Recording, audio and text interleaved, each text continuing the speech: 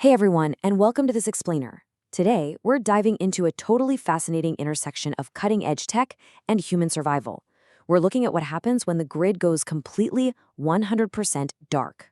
We're exploring this incredible breakthrough where offline artificial intelligence is literally being deployed as a rescue system, and it's designed to step up and function when absolutely everything else around it just fails.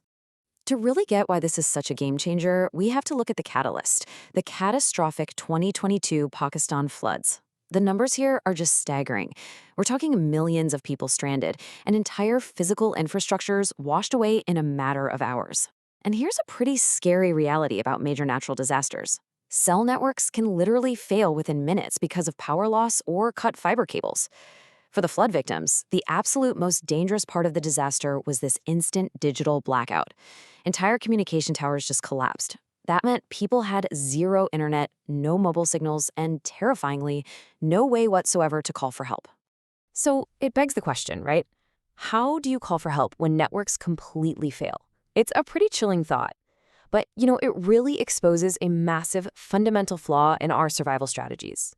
The traditional emergency systems we all rely on, they're actually designed to fail exactly when we need them the absolute most. When the cell towers fall, the whole safety net just goes down right along with them. Okay, let's dive into this, because this is where it gets good. Enter SARA, the Safety and Rescue Assistant. This is an entirely offline, AI-powered emergency response system, and it is built exclusively for zero-network disaster zones. It doesn't need a standing cell tower. It doesn't need a working internet service provider. SARA takes the massive power of artificial intelligence and brings it directly into the blackout. The contrast here is just stark. Think about traditional emergency systems for a second. They're inherently fragile because they depend entirely on active connections and physical towers staying upright.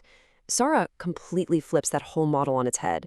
Because it uses offline AI and localized Wi-Fi, a total collapse of the national infrastructure doesn't mean a collapse of your local rescue efforts anymore. Let's move to the next part and see how this builds.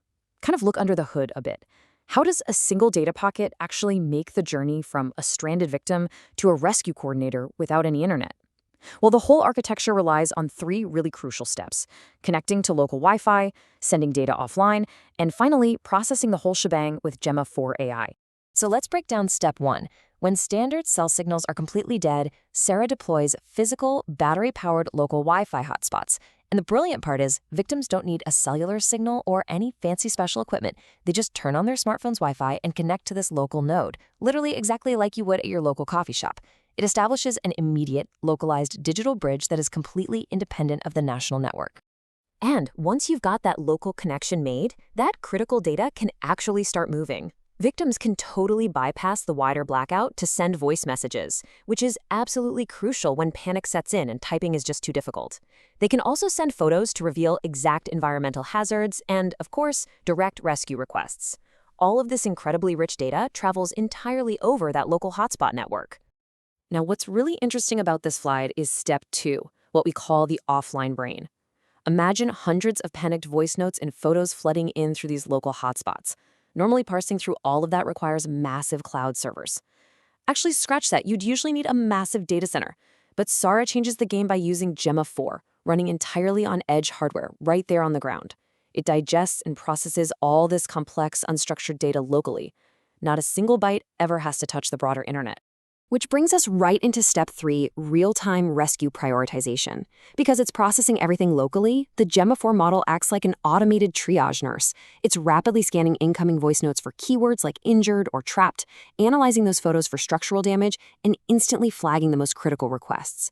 This creates this beautifully organized dashboard for rescue coordinators, so they know exactly who needs help first and where to deploy their limited resources in real time. And this brilliantly illustrates a core philosophy from our source material that just hits the nail on the head. Because when networks go down, SARA stands up. It completely transforms our entire approach to emergency response. We are finally moving away from that fragile, centralized infrastructure and towards a system that is highly localized, incredibly resilient, and just phenomenally smart. So, I want to leave you with this thought.